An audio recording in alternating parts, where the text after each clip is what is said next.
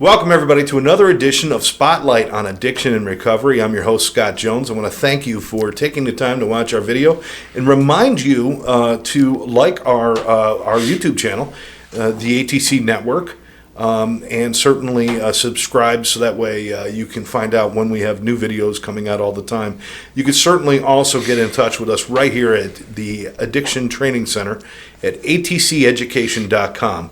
There you can get trainings, you can find some information about all the things that we're up to over here, and all of our emails and everything are right there so you can get a hold of us if there's any topics you'd like to have covered right here on Spotlight on Addiction and Recovery. I'm very happy to have, this is a friend of mine, we did a show together, 4 years ago. 4 years ago. Yeah, at a different location. This is going to be a little bit different because now we just get to sit back and just talk. This is Rick Riccardi. He's with Fellowship Recovery Community Organization. There's a mouthful, Rick. Yeah. Well, you could say Fellowship RCO. Fellowship RCO. But nobody knows what that is. They don't know what it is. I didn't even remember exactly the whole name because all I say is Fellowship, and it's Rick Riccardi. And that's... Now, a lot of people know you down here in this area, and you've been doing it. So tell us, what exactly is Fellowship Recovery Community Organization? Well, it's a combination of a lot of things, but underneath it all, it's recovery support services for people in recovery from alcohol and drug addiction. So we give support services so people can actually do the transition from using to living clean and sober. So stopping is one thing, staying stop's a big job. So, okay. So that's our main focus. So you pick up on maybe they go into treatment, to detox and treatment. You don't do that, but when they come out, they need to build their lives. Mm-hmm, sure. And certainly it's a lot more than just going somewhere for 30 days. You come out and you know how to do everything. And it is, Well, you get the lessons like reading the cookbook, but, never cooking anything doesn't help you much. So it's that idea, you go to treatment or even, we take people from treatment after it's over, or jails while they're in jail, or instead of jail, judges will send us people instead of going to jail as an alternative. Obviously, from the streets, we have a lot of people just come off the streets, and people come from all over the country who are referred to us by people who have been there. So, we get people from all over the place at various levels of their recovery, but usually within the first week, people come with us. Wow.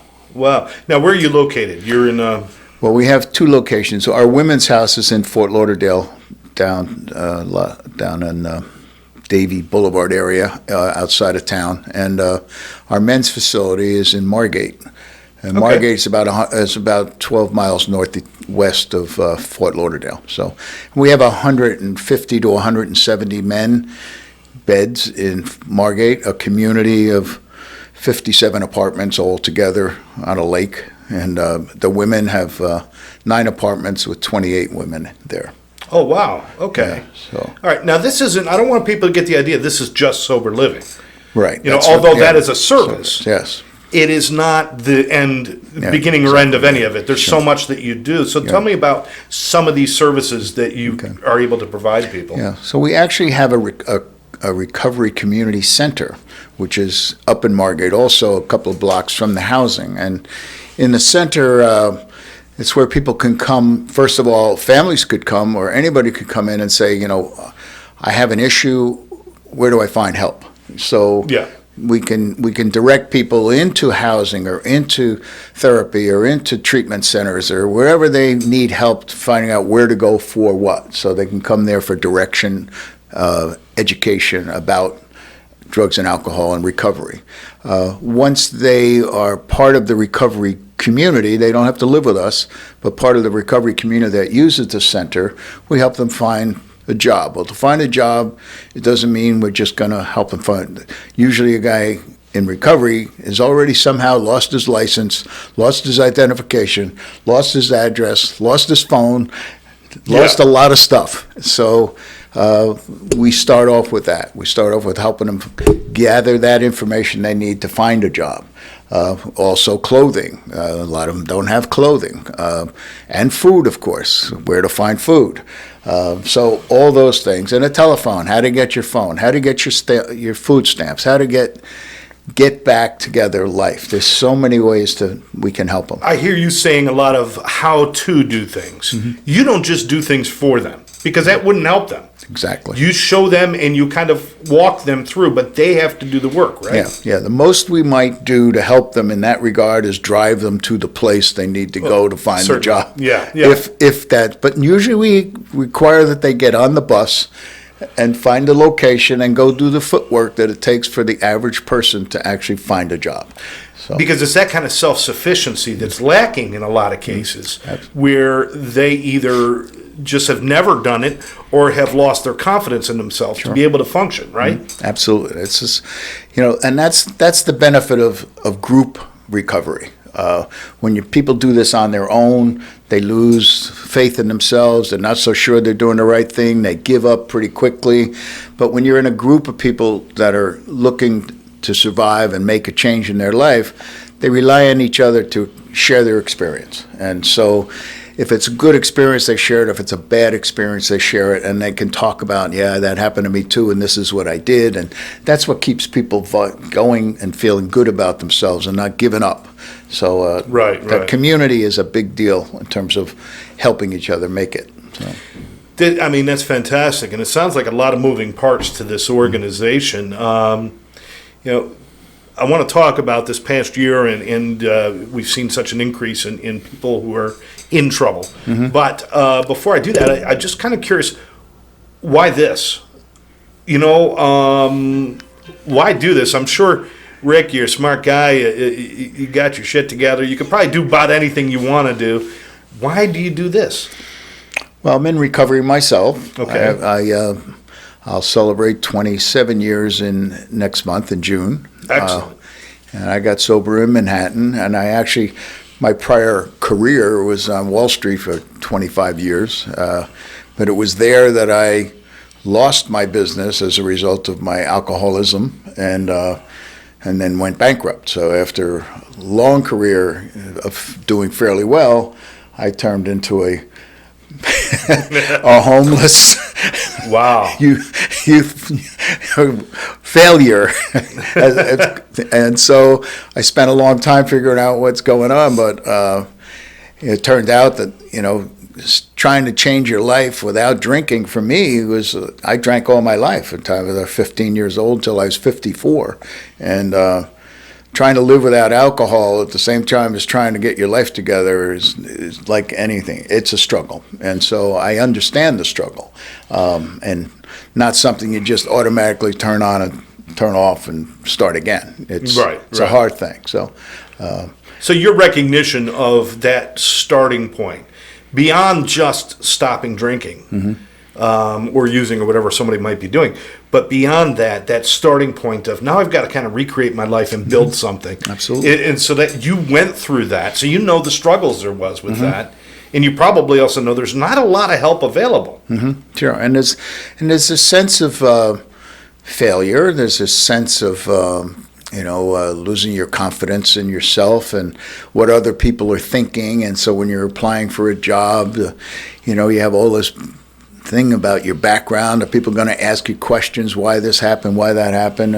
And the stigma of being an addict or an alcoholic is like living with you, and doing that alone and feeling comfortable with going out alone is pretty difficult. So. Well, thank goodness things have changed at least a little bit, where we don't have to hide anymore. Back, 27 years ago, and back when I started, it really wasn't accepted at all. Any kind of alcohol or drug problem was still really looked down upon. And now, dare I say, you can't get a Hollywood starring role unless you've gone to at least 2 rehabs, right? It's become at least somewhat more normal, but it doesn't change the fact that the individual struggle is real. Right. And I know some people are like, well, listen, just pick yourself up and do it. Yeah. It's not that easy.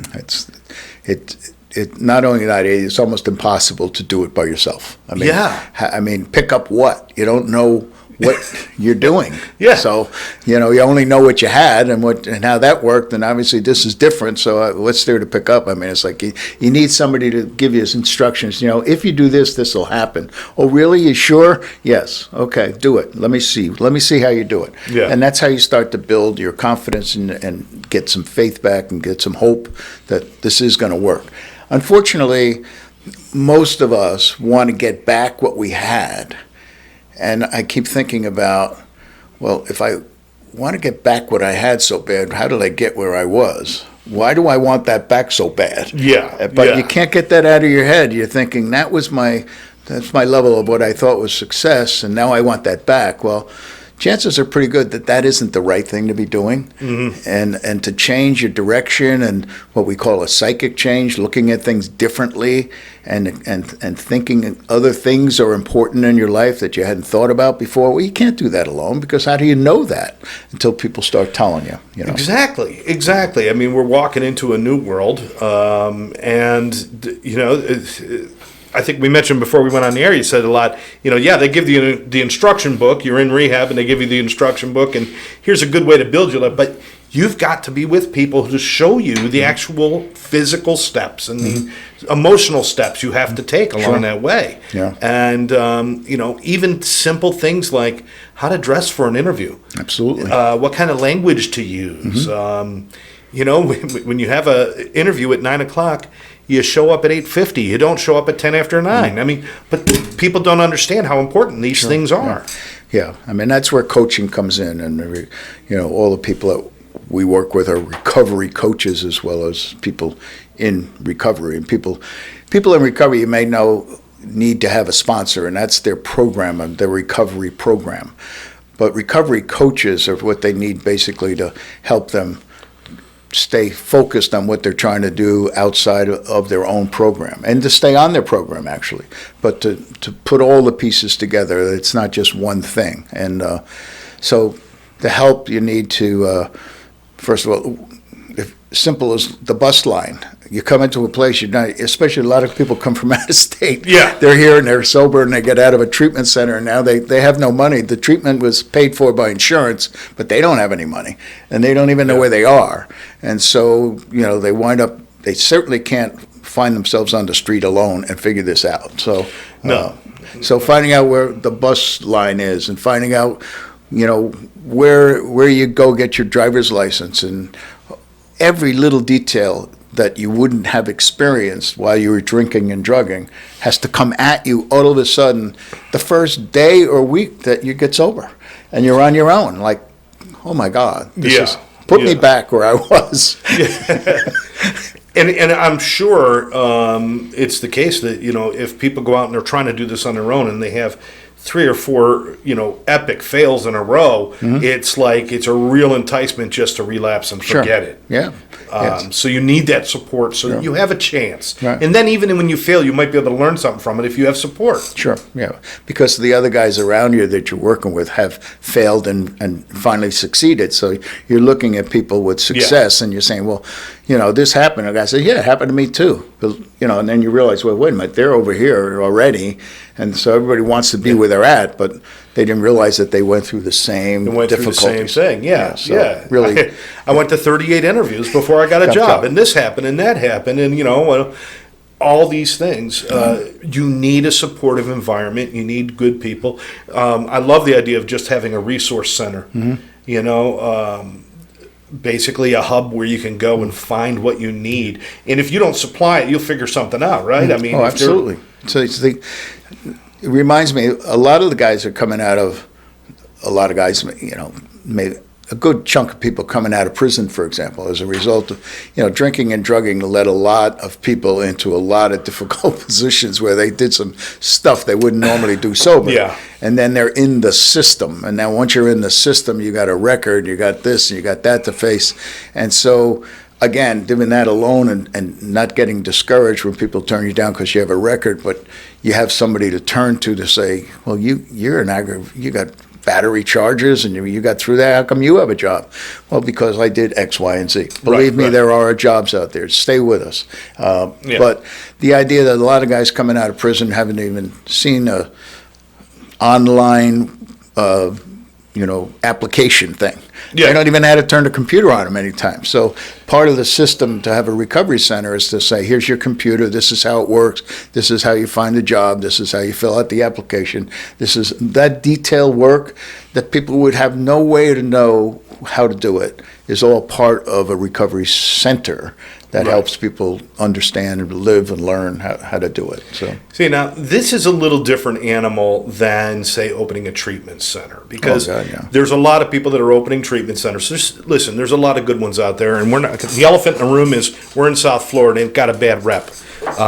It's getting cleaned up, and they're doing a good job. Yeah, they are. But keep your eye out on Austin, Texas, and out in California, because they're starting to go through what we already went through, and everybody goes through hard times.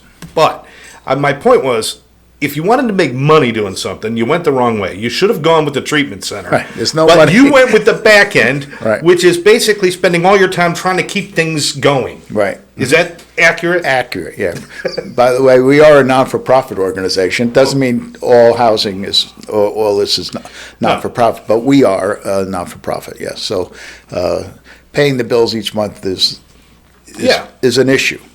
Because you're relying on the guys. Actually, the way it works for the people, the treatment center, the recovery center doesn't charge anything for the resources they give. It's all free to walk in the door and get. So how is that funded? It has to be funded by community caring and right, giving money. And then the housing part is funded by the responsibility of the resident to actually pay his rent, which is. It's not just rent, because he's getting all these services and recovery coaches and all. But anyway, but he's responsible for that.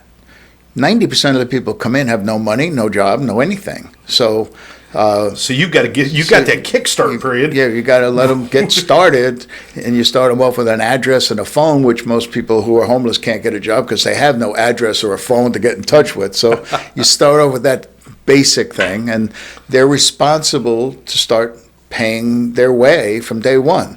Of course, they have no money, so we have to basically help work it out with them so that when and if this happens, this is how you're going to do this. And so from day to day, they're under a lot of pressure, not only to stay sober, not want to drink, which is their natural instinct, but to work through a lot of issues, including owing money for where they're living and, and how they're going to get that pack of cigarettes. And, oh, my God, it's like 100 things come up to them. But, quit smoking. No, I'm just that'd be nice. That's the last thing they're going to do. Yeah, you don't want to make it impossible for them to get better. So there's got to be times when you've gone home, and I know your wife and lovely, and when you've gone home and you probably, pulled your hair out and said, why do I do this? But there's probably other times when you put your head on your pillow and that's why I do it. So do you have those moments where sometimes it's just like, I can't believe I'm doing this, and then other times when it's like, thank God I do it? It's hard for me to remember a time that I felt like, why am I doing this? It's like so gratifying. That's good.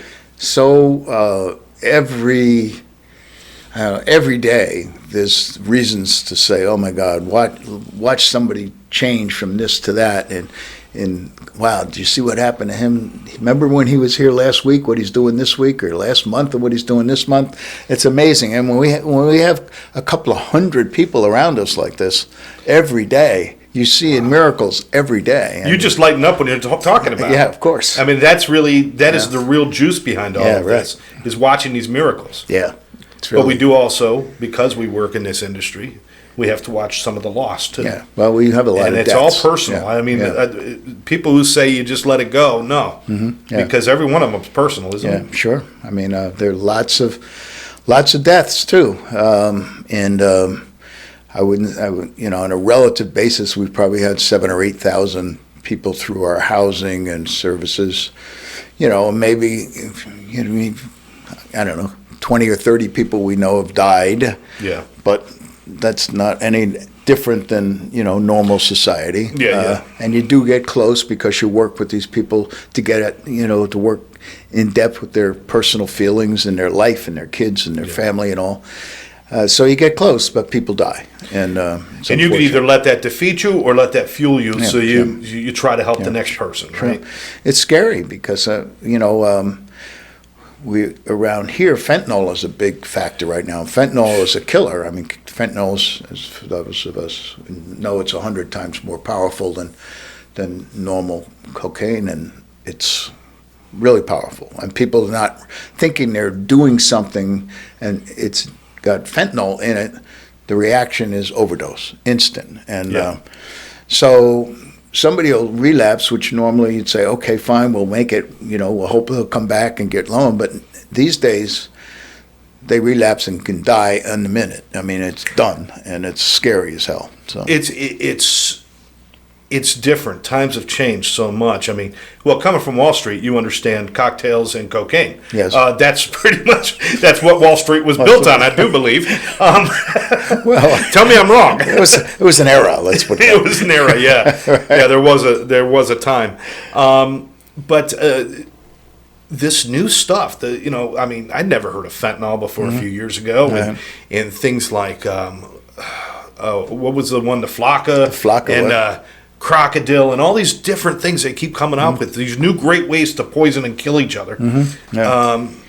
And I'm just like, wow, the fact that anybody can survive out there is a miracle in itself. Well, synthetics have been, I mean, it's just, to get cocaine, you have to, have fields of stuff, and then you have to process it all. And now you can make a better drug in the lab in 5 minutes. It's a lot more profitable, and much more incentive for people to be distributing it. Made a lot more money, so it's a big deal. I just, again, I just lost the mother of my children. Died over the last summer from a fentanyl overdose, and it's amazing how lives are destroyed.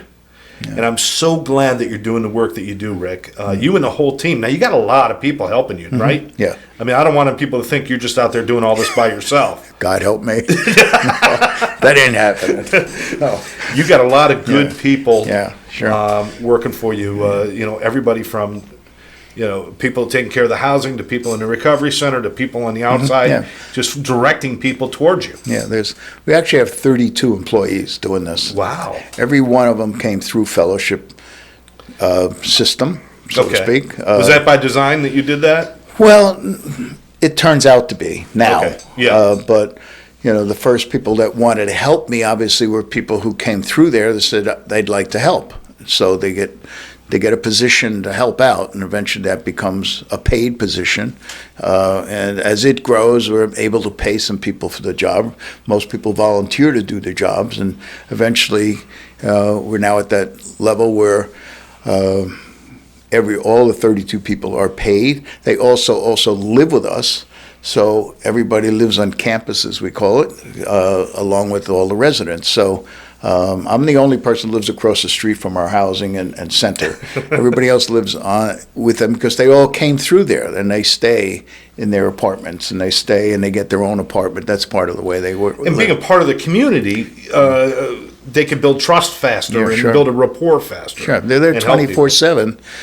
They're responsible. The way we're organized, they're responsible for a certain group of people, up to 25, which is a lot of people. If we had more money, we'd cut that down to 15. That would be wonderful. But we wind up. Excuse me, I got to turn that off. But they've all come through there. They all live there, so they're 24/7 there living. But they try to do normal hours, but that's not easy. But if somebody wants help, they go knock on their door and say, hey, I need help, and they're right there. So, but everybody that works there has lived there and knows the system and has come through the system. So Sarah Barkley is our COO. She rose from she started at our women's house 7 years ago as a resident, and then eventually became the house manager down at the women's house, and then she became in charge of the RCO, and then she became of the center, and now she's in charge of everything. So she's our COO, and she's out in the community doing all kinds of good. But everybody reports to her, so I oversee that, and So when you say I'm not doing anything relatively speaking compared to her and the other people. I've seen her. I think the last time I was there, she was sick and still came in. Not with COVID, it wasn't that, but it was before that. Yeah. But she was sick. She still came in to make sure some work was done. And I'm like, these people really care about what they're doing. Do. Yeah, they're very passionate. All the people who work there are very passionate about it. And we just last week we had one guy who decided this wasn't for him. He's been there a year and a half, and he's a musician, and he wanted to get back into music full time. But it was not an easy decision for him, even to leave and change careers. But people stay a long time. Let's put it that way. And well, listen, nobody's saying everybody who gets sober has to work in recovery. You don't have to do that. Exactly. Just there's a lot of people that want to spend some time doing it because it also builds your own gratitude. Sure, absolutely. And it's a great way to learn skills that you can take out. And God bless. I hope he goes out and he's a great career as a musician. I got a lot of sober musician friends that that industry's changing too. Sure, and they look up to guys like that. So how do you do it? Same routine. Yeah. How do you stay sober and play music? Well, watch. Yeah. It's like, but the philosophy that we have that works real well. We go from a management standpoint. We are servant leaders. So the idea that we're servant leaders, that we're the leaders, but we're here to serve you, is the whole philosophy about how we operate, and we look at different people, and we look at what's going on around us. It isn't like we're going to tell you how to do something. We're going to help you do what we know works. Exactly. So it's a whole different philosophy, and it makes it easy on the residents to come in, and the first thing they actually feel is love. That's the whole big deal. They've sense of people care, and we're going to help me, and and they go from I'm a piece of crap to wait a minute, these guys don't think that about me. And so right from the beginning, it's all about the way we look at people and we look at each other. And so it's a big step up in the first week.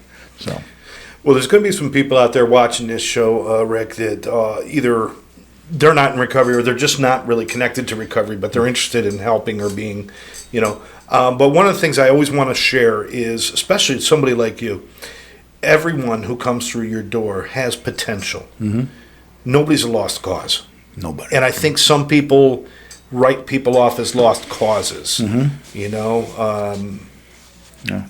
sure you've even had those times when somebody walked through and you're like, all right, I don't know. It's like, and usually the ones that I'm not betting against them, but I'm thinking in my head, there's no way. Those are the ones that turn out to be the bet. Right. A lot of times, absolutely. Yeah. And the reason that is because they think they're lost causes, and that resonates out. And they have an attitude, like defensive attitude, where people look angry or just have a way of defending themselves to a different person than they really are. Yeah. And so once they know they're in a comfort zone where people care about them, that sort of comes down pretty good. And but yet, these are lifelong experiences where it's not that easy to change your attitude or change your beliefs or change the way you do certain things. And, sometimes that's a failure. But generally speaking, people do change. Yeah. Stop drinking. When you stop drinking and drugging, life gets really hard because you don't know how to deal with life the way you used to. And now you don't have that resource to help you through it, even though it's a terrible resource. It's the only one you had. And now you have to not do it. So life really gets hard. Like every little minuscule thing that you have to face is something you're doing for the first time without using. It ain't easy. So, No, it's not. But the reward sure. is endless because there's constant reward in staying sober and in doing these things. And the whole idea, one day at a time, I did it another day. I got through without drinking today, or I did it without drugging today, is a tremendous accomplishment. Right. It's no joke. One day, next day, another day. Holy mackerel, I went a whole week without using. That hasn't happened in my whole lifetime. So exactly. And that's not saying that you're not planning for a future or working towards something. It's just saying you do what's in front of you today and you get through this today. Right. But you still have your goals and stuff. Sure. And you guys, building goals and having a kind of a vision is important when you guys start helping people, right? Because you got to kind of figure out, what do you want? Because the last thing you want to do is get them into something they don't want to do because it's going to make it more miserable. Yeah. Well, there's stages. At this stage, we're talking about your goal is to get through living without using. Okay. Okay. So that's your goal. So a lot of people relate future to their jobs, and their careers and their future in that regard. Sure. And we try to play down that piece because that pressure of accomplishment in that area is useless if you can't stay sober. Sure. So the accomplishment has to do with staying sober. So the most minimal job you can do to make sure that you are taking care of yourself, your food, your rent, your cigarette, whatever you need to do, that's the job we encourage you to have to get from this stage to the next stage. And during that period of time, you can take some time to actually figure out what it is you really want. Yeah. So because jumping right into what I think I want coming out of just using all my life, and now I'm going to be whatever I'm going to be is like crazy to even focus on that. Yeah, 4 weeks my meal was coming out of a trash can. I'm not ready to make life decisions yet. Right. I need to stabilize for a while. Absolutely. So one of the things that we're doing in we have a new intensive recovery program where we have a recovery coach one-on-one with a guy every day for 90 days to go through every single thing with him. So these are for people who have struggled and haven't been able to make it and really need to have an extra push or an extra support. Right. So in that area, every day there's going to be something they're going to do in the first, because right now they're paid just for their rent and this, but this would be a recovery program where they'll pay for that extra support. And so for the first 2 months that we won't even ask them to go to work. What we'll do is we'll have them going to self-evaluation stuff and meditation stuff and spiritual stuff and self-examination stuff and Their all work that is themselves, right? at the Really beginning. intense. And so with that being said, we will have a part of that has to do with self-awareness and also self-purpose. What is my purpose in life? The bigger picture is opening up the world where, the universe is available to you. Just the concept that there's more than what I know. There is so much more than, let's focus on that for a few weeks. Or that they matter. Or that they matter because they might feel like they're nothing in the universe. They have no place. Exactly. And so this intense recovery wellness initiative, that's what you're talking about. Mm-hmm. Yeah. And but it's not like getting a sponsor. No. It is a life coach. It's a life coach. Is that the best way to say it? Exactly. It's a daily life coach who will wake you up in the morning and say, okay, it's 7:00. We're gonna, make sure your bed's made, make sure this is done, make sure this is done. We're going to the 8:00 meeting, and after the 8:00 meeting, we're gonna go and we're gonna get on the computer and we're gonna do this, and this, and then we're gonna go into the biosound room and we're gonna do some relaxation and rest, and then we're gonna have a session on discussion about whatever, and then we're gonna go to lunch, and you might even cook the lunch because you're gonna learn how to cook and you're gonna learn how to, and that kind of stuff where life skills become part of everything that you're doing. And that kind of help for people, I think, it can't be overstated. No. People need this kind of direction. Best of intentions. I mean, you mentioned it. Everything you do is going to be difficult at the beginning. Sure. Something's not super difficult, but everything is going to be uncomfortable and difficult at the beginning. So any help you can get to alleviate that difficulty is a step towards lasting recovery, towards success in your life. Sure. And happiness, right? Sure, absolutely. And we're big believers in, why it's important to make your bed. Because that's a success move. That's an accomplishment. Yeah. It's a simple accomplishment, but when it's done, we all know how good it makes us feel to walk into our bedroom and see our bed made. Right. And the mess that we could have left. And so simple stuff, washing the dishes, making sure that the bathroom is clean, all that stuff. They're not big chores, but they're things that people neglect about their involvement, their caring, and about, doesn't help their self-esteem to walk into a mess. And I know a lot of people are like, well, making a bed is no big deal. But you're right. It does feel good to come home and have it. But the big thing is it's consistency. Is if I can learn how to be consistent with the small stuff, I learned how to become consistent with the big stuff, Yeah. which is taking care of my sobriety, taking care of my family, being impeccable with my word. All those things are built from making beds and doing dishes and doing Sure. simple chores. Sure. If you had let those little things go, how are you going to handle the big ones? things. Yeah, we have some rules. Obviously, our whole organization is about structure, and curfews, and Yeah. you have to go to meetings every day. You have to journal. You have certain things that they're required to do to learn how to do better in their recovery. But we have little rules, like you can't walk around the property without shoes. You can't walk around without a shirt on. Like, what does that have to do with anything? Well, it has to do with being responsible for things. These are like our rules. And so if you want to be part of us, you do this or you don't do that. And just, there's some practicality involved in it, but the idea that, I'm part of this community and this are our rules. And that makes it really cool. Rick, that's a great point, because even if it's not a rule that you agree with or doesn't make sense, we all have to live within certain confines depending on where you live and the job you have and different things you do. And if you can't learn to adjust to those, if you still got that attitude, well, screw you, I don't have to do that. Yeah. It's not serving your sobriety. Exactly. It's not serving your life. Not serving anything. Yeah. Because the consequences are, well, let's see, you want to walk around barefoot? Well, find another place to live. Okay. And, let's be honest, you will get people in there who want to bend rules, break rules, sure. or who are not serious about their recovery. And you don't have compunction about saying, okay, this isn't your place. Exactly. Because one person can poison 20. Oh, absolutely. Yeah. If you don't enforce the rules, I mean, you don't have to be harsh about it or anything. It's, hey, look, you're not doing this, and you might get an attitude, but you know what? You have to do that to stay here. Okay, so that goes by. Then the guy does it again, and he's like, I thought, don't you want to be part of the community? I mean, you talk to him, and, whatever happens. So eventually it comes to the point where you either do this or you have to leave. I mean, it's not like get the hell, it's like they're conversational. Like, this doesn't make sense. It isn't working. Let's move on. Right? And they're evicting themselves, essentially, because you've given them opportunity and everything. But what I'm saying is that you won't knowingly have bad influence within your communities and allow it to fester and stay. No. You protect.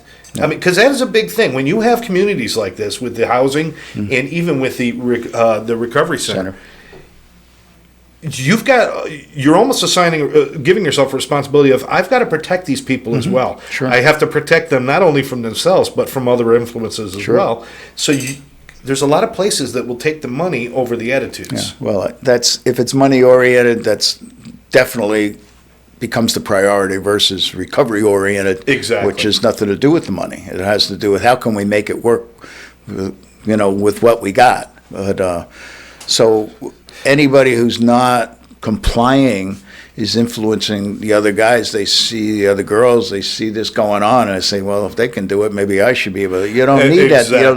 You don't need that. What people do is say, look at these people are complying and having a good time doing it and feeling good about themselves and sharing in it and all that piece. So that's what we strive for. Negativity is such a corrosive thing to have. Sure. And so I know with your people that work with you and that are in your communities for any period of time, they understand, keeping that positive attitude and being kind. Simple things like being kind to the people around you and being polite. Sure. Those are important aspects to have, and it's going to really work towards your success. Yeah, it's the attitude of accepting the people coming, meeting them where they're at when they come in the door is really a big deal. Right? We had a fellow sharing this morning who's severely schizophrenic. Like, whoa, when you hear his story, not only is he, got an addiction to drugs, but then he has schizophrenia, which is enhanced by the drug use and then turns into a different personality, and then he's got him. So how do we get going with this thing, right? So accepting who he is under these conditions and him able to talk about it and sharing with it. He's not keeping any secrets and sharing with the other people. Now they can see a strange guy in a different light that they can help rather than run away from or dismiss. Right. And it's when there's an odd or curious behavior, it'll be met with understanding as opposed to negative attitudes. That's right. Right. Right. Yeah. And the more people, particularly bipolar people, are certainly, addict oriented in terms of getting through certain situations, especially in mania. And so when they going through those bipolar episodes, the community knows what's going on, and so we can help them. I mean, those are extreme situations, but the idea that the whole community is supporting people who are different makes it loving and caring. So Wow. It's a big deal. I can tell you're very proud of what you're doing. That's good. That's good. I mean, not proud in a bad way, but you feel good about it. Oh, God, yeah. You're somebody who could sleep well at night knowing that you're doing what you should be doing, you know? Sure. I'm sure it's probably a different feeling than the business world and everything else. Oh, yeah. Well, you measure success in the business world by your accomplishments, usually measured by money. Money, yeah, right. And or power, position. Yeah. Then that's the way it is. Nothing wrong with it, just the way it is. But this, you measure yourself by other people's success, and accomplishments. And so that in itself is so rewarding that. And I'm sure when you're walking through and you got 3 or 4 people all saying, "Hi, how are you?" Oh, yeah. I mean, people who maybe when they first walked on your property were like, "Screw you," and now they're like, "Hey, how are you?" Yeah. And That's got to be great. Oh, it's wonderful. Yeah, it really is. It's fantastic. Yeah. I'm so pleased to talk with you about this, and I want people to learn more about it. You can go to fellowshiprco.org. That's the best site to go, right? Mm-hmm. Yep. Fellowshiprco.org. It's on the screen, so you can check it out. Give them a call at 754-205-7428. If you want any information, and, listen, the only dumb question is the one that you didn't ask. Mm-hmm. So if you're curious about something, about what they can do to help or what services they have, give them a call. You'll talk to people. Sure, absolutely. I get calls from mothers, particularly from around the country, that have their kid going through something and like, what should I do and how should I do it? And just the idea that somebody you can talk to say, what you're doing is right or what you're doing is, not helping much, and that kind of stuff. To give direction to other people. Yeah. I mean, I get those calls all the time, and that's free. It's free.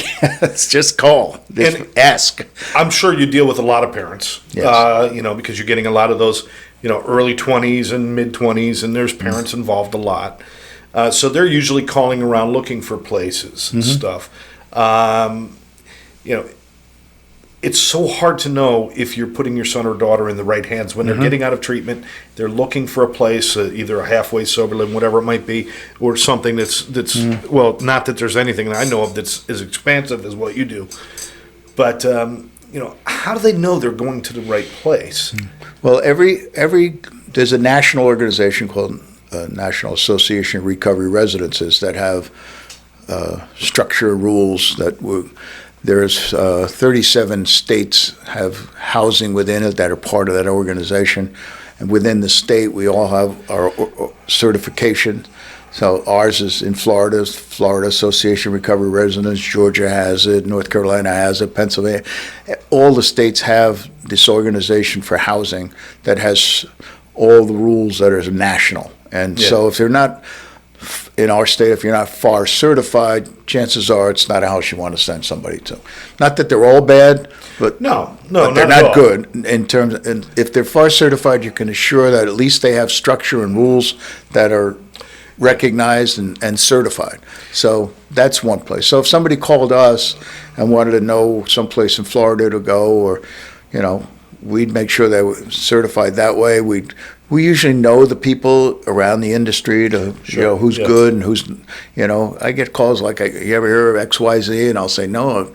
They I don't know who they are. I don't know anything about them, but I can tell if they're not FAR certified, chances are you're better off finding somebody who is certified. And there's 350 houses in the state certified. Yeah. There's 18 here in Broward County, so there's plenty around to find. So. Yeah, so it's either the National Association of Recovery Residences, or here in Florida, it's Florida Association of Recovery Residences. But check that out. And also, if somebody could tour, if parents want to tour your place because their son or daughter is going to come there, you guys invite that, right? Oh, God, yeah. We love it. bring your friends. We love people to see what it's really like, because the vision of what housing and recovery services are all about is so different than reality.